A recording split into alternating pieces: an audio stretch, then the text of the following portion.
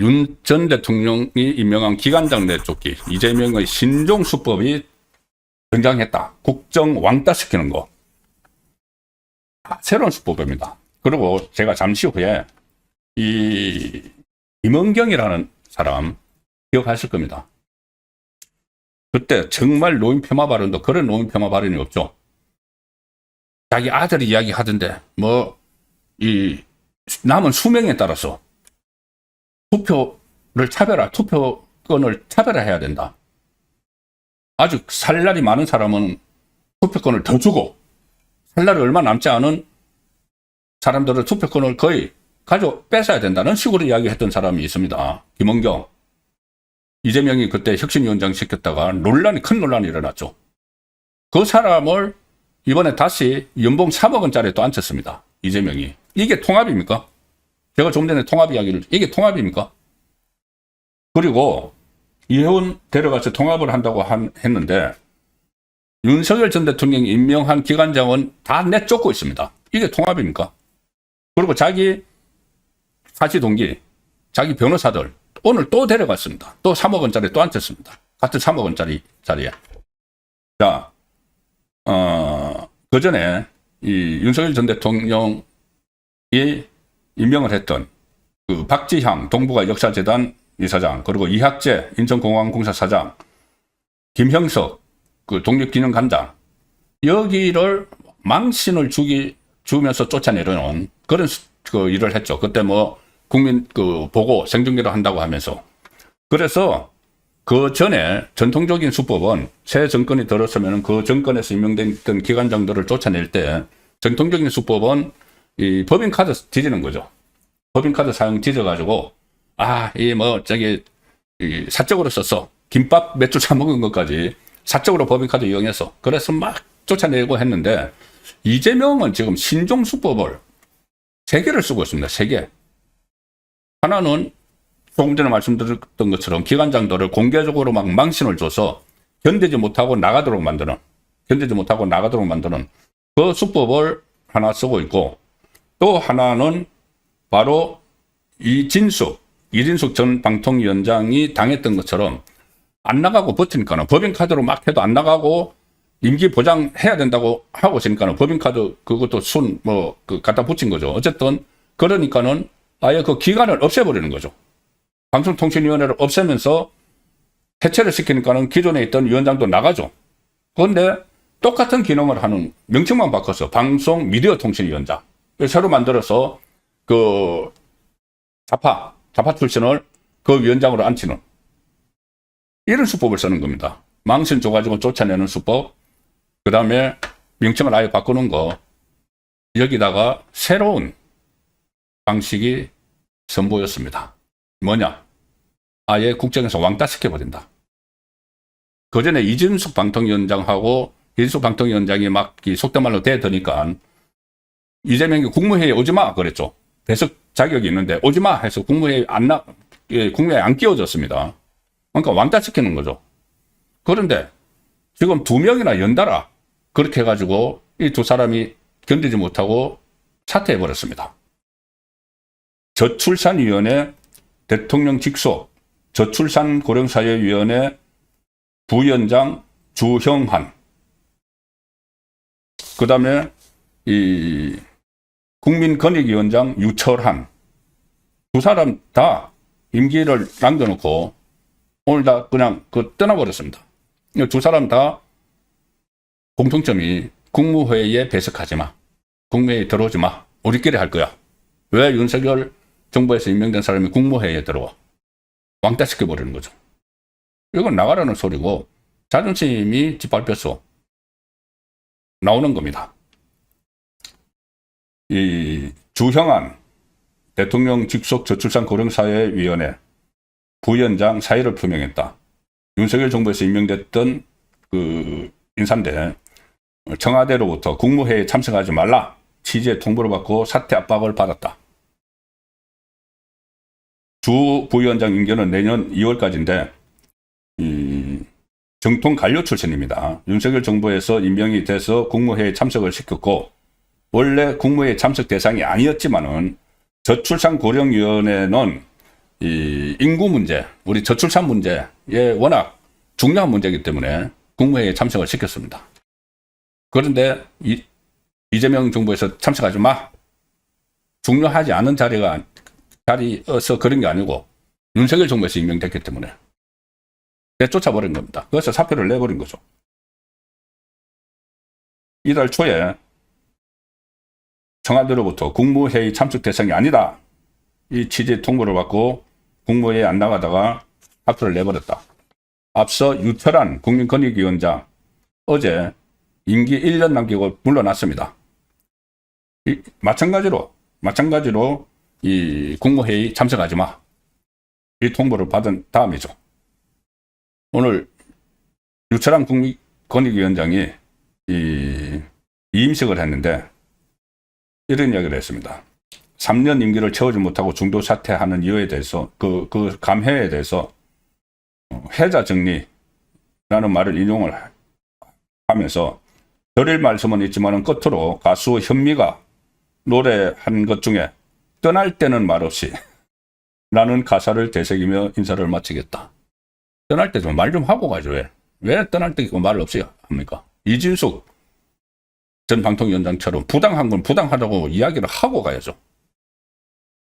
그냥 논란을 일으키기 싫으니까 이렇게 한 것 같은데 기억하실 겁니다. 유철한 위원장은 3년 임기 권익위원장에 윤석열 전 대통령에 의해서 임명이 됐는데 당시 그때 민주당 이재명 쪽은 윤 전 대통령의 서울법대 동기라는 이유로 보원 인사 아니냐, 왜 동기를 임명하느냐, 막 이렇게 이야기를 했죠.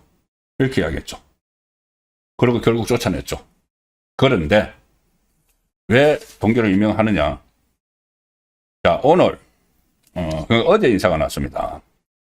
연봉 3억 원을 받는 예금보험공사 사장의 김성식이라는 사람을 내정을 했는데 이재명의 동기입니다. 사법연수원 동기. 그리고 이재명이 직권 남용 혐의를 받았을 때 변호인단으로 또 활동을 했던. 지금 사법시험 동기들을 줄줄이 임명을 하고 있죠. 조금 전에 유철한 국민권익위원장은 윤석열 전 대통령의 서울법대 동기라고 해서 그 서울법대 그 많은 동기들 중에서 어쨌든 동기라고 해서 쫓아냈는데 이재명 지금 사법시험 동기를 최소 14명 그러니까 사법시험 동기 그리고 변호사들 이재명 변호사들 14명이 전부 다 핵심 조직에 다 가서 앉아 있습니다. 신임 예금보험공사 차장 김성식 이 변호사인데 이재명 사시 동기고 이재명이 경기지사일 때 직권남용 혐의 관련 재판에서 변호인단으로 일했다. 예부는 금융회사가 파산할 경우 예금 지급과 정리 절차를 담당하는 공공기관인데 변호사가 무슨 전문성이 있습니까? 거기다가 갖다 꽂아놓고 지난해 기준 연봉 3억 원짜리. 자, 그 전에 연수원 동기 이찬진 금융감독원장, 공직선거법 변호인, 그리고 차지훈 외교 경험이 전혀 없는데 주유엔 대사 다 기억하실 겁니다. 이재명의 대장동 사건 위정교사 1심을 변호한 조원철은 이 법제처장, 청와대의 이태형 민정, 전치영 공직기관, 이장형 법무비서관 최소 14명의 변호인단이 핵심 조직을 차지하고 있다. 이재명 변호사 14명이 핵심 조직을 차지하고 있는 상황입니다. 그러니 아니 이게 무슨 탕평인사다, 실용인사다.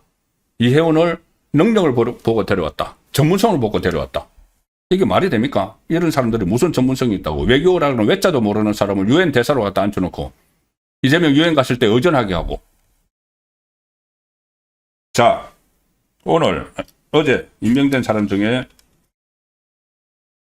서민금융진흥원장 및 신용회복위원장에 김은경 한국외대 교수를 임명했습니다. 금융위가 임명 제청했죠. 이재명 임명하는 거죠. 자, 서민금융진흥원 서울 강화문 한복판 프레스센터에 아주 크게 번듯하게 있습니다. 거기 이 위원장을 했는데 여기도 연봉 3억 원짜리 김은경 이 한국 외대 교수, 좀 이름이 낯익지 않습니까? 낯익죠. 일단 누군지 바로 기억나시도록 과거 기사 하나 소개해 드리겠습니다. 2023년 8월 3일 기사입니다. YTN 기사. 노인 대표회 볼때기 때리겠다. 대한노인회 회장 김연경 사진에 따기. 저 사진 기억나시죠? 바로 그 김연경입니다. 그 김연경을 연봉 3억 원짜리에 또 앉혔습니다. 그러면서 무슨 뭐 실용, 전문성 이야기를 합니다.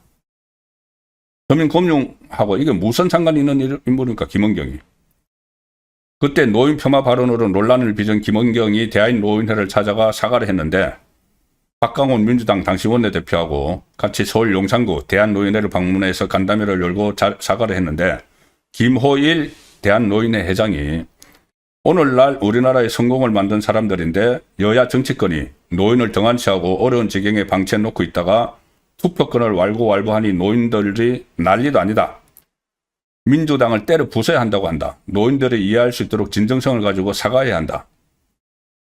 자, 그렇게 하면서 내가 직접 뺨을 때릴 수는 없으니까 1천만 노인을 대표해서 내가 볼때기를 때리겠다고 하면서 김연경 사진을 손으로 내려쳤죠. 그 장면 기억하실 겁니다. 그렇게 논란을 일으켰던 김연경을 연봉 3억 원짜리에 다시 앉히면서 무슨 통합 이야기를 하고 상평인사 이야기를 하고 전문성 이야기를 지금 하고 있습니다. 당시 있었던 일, 제가 간략하게 말씀 좀 기억을 상기하는 의미에서 드리면은 2023년에 김연경이 민주당 혁신위원장을 맡습니다. 이재명이 앉히죠. 그때 연령 투표와 관련해서 이상한 말을 해서 사회적 비판에 직면했죠. 당시 김연경은 자기 아들이 이런 이야기를 하더라고 하면서 왜 미래가 짧은 분들이 똑같이 1대1 그 투표를 하느냐 이런 이야기를 했습니다. 아직 살날이 많은 사람은 한 2표 주고 3표 주고 살날이 얼마 남지 않은 사람은 한 표를 주든지 표를 주지 말자는 이야기죠. 노년층의 참정권 가치를 훼손했다는 지적이 나왔고 지독한 노인 폄하 발언이다. 이 민주당 안에서도 그런 말이 나왔습니다. 자, 그래서 혁신위에서 쫓겨났죠. 그리고 그 당시에 개인사와 관련한 공방도 사회적으로 큰 논란을 일으켰었습니다. 남편 사망 후에 시부모를 18년간 못 썼다고 이야기를 했는데 그때 신우이가 아니 명절은커녕 남편 제사에도 안 왔던 사람이 새빨간 거짓말을 하고 있다. 그런 이야기도 나왔었고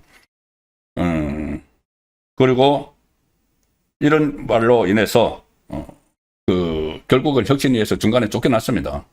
그런 사람을 다시 서민금융진흥위원회 위원장 연봉 3억 원짜리에 떡 앉히는 그 이재명이 무슨 이 실용 이야기를 하고 통합 이야기를 하고 전문성 이야기를 지금 하고 있는 거죠. 그래서 그러면서는 또 이해훈까지 무슨 뭐 통합 차원이다 하는데 이게 위장 통합 쇼라는 말씀입니다. 자, 윤석열 정부 시절에 임명된 기관장 내쫓기 이재명의 신종 수법이 정말 여러 가지가 나오고 있는데 그 중에서 새로운 것이 이 국무회의에 참석하지 말라고 왕따시키는 그 수법이 등장을 했는데 또 다른 사람들을 자기 사람들을 꽂는 거는 또 새로운 사람들 정말 그 사람이 얼마나 없으면은 그 큰 논란을 일으켰던 김연경까지 지금 데려다가 앉히는 그런 모습을 보여주고 있습니다. 정말 이게 정권이냐 이게 나라냐 는 말이 절로 나오는 상황입니다.